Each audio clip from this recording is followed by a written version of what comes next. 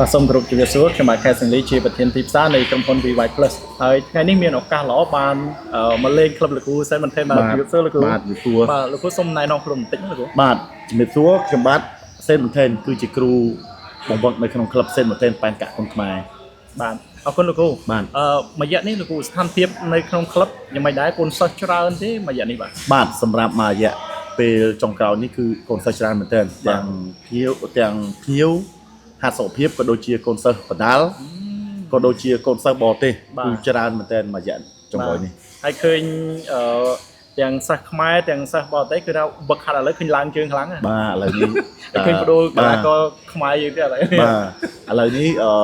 គីឡូទូច51 54នេះប្រយ័ត្នបរទេសវាយតើអត់ខំប្រឹងហាត់គេគាត់តែជំរាបទេណាបាទនិយាយលេពួកគាត់ខំប្រឹងហាត់ទាំងអស់ទាំងភ្ញៀវទាំងកូនសិស្សខ្មែរក៏ដូចជាកូនសិស្សបរទេសគឺគាត់ហាត់ជាប្រចាំតែម្ដងសម្រាប់ក្លឹបបាទអញ្ចឹងកន្លែងមកសុខពេលលោកគ្រូមួយថ្ងៃលោកគ្រូទទួលសិទ្ធរាប់រយជើងមិនដែរលោកគ្រូជើងដៃជើងនេះមកនិយាយពីមួយរយៈនេះឥឡូវកុំបានគ្រូជំនួយច្រើនទេណាតែបើតាមម្នាក់ឯងគឺស្លាប់ហើយអត់រស់ទេព្រោះវាច្រើនជើងពេកបាទមួយរយៈមុនឈឺនឹងតែឈឺតាមសាលាបាទថ្ងៃហ្នឹងបាទឈឺអាកលៈនោះដោយសារយើងដាក់ស៊ីបបាទពុងទៅវាឈឺតែដោយសារមួយរយៈមុននេះខ្ញុំដោយសារនេះខ្ញុំញ៉ាំវីហូបបាទញ៉ាំវីហូបនេះជាប្រចាំតែម្ដងពីមុនខ្ញុំញ៉ាំមួយថ្ងៃកាសាបូខ្ញុំញ៉ាំមួយថ្ងៃ4គ្រាប់ដល់ពេលឥឡូវបន្ថយលេខ2វិញដោយសារឥឡូវគេអត់ទៅឲ្យមុន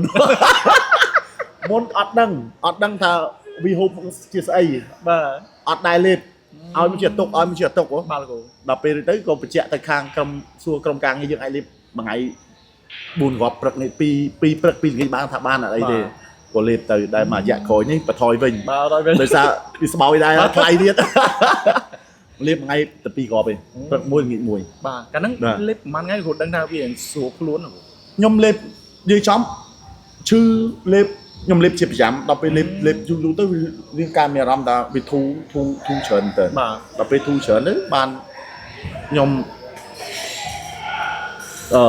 ណែនាំឲ្យបងប្អូនយើងពីហូបនេះល្អមែនទែន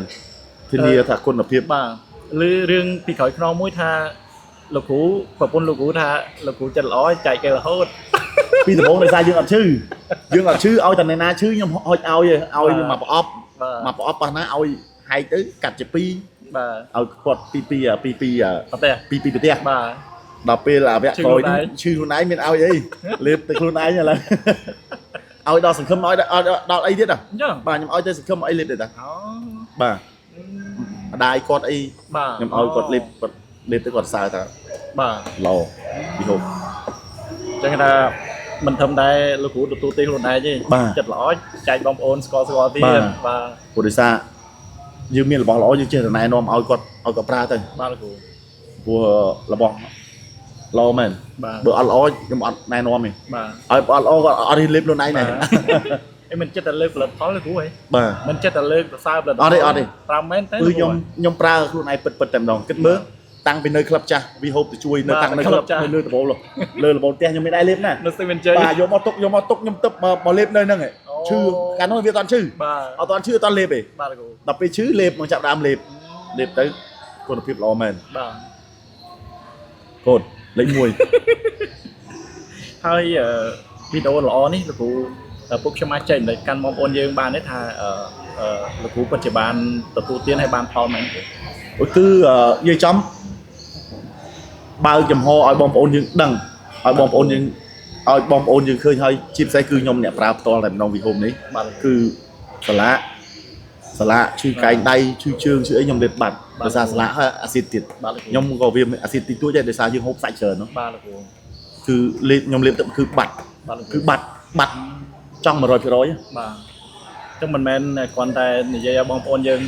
លោកគ្រូបញ្ចុះមែនទេអត់ទេព្រោះអត់មានបានអីផងនឹងនិយាយពីពាក្យពិតបាទហើយបើសិនជាខ្ញុំអត់ឈឺផ្ទាល់ក៏ខ្ញុំអត់បាទខ្ញុំអត់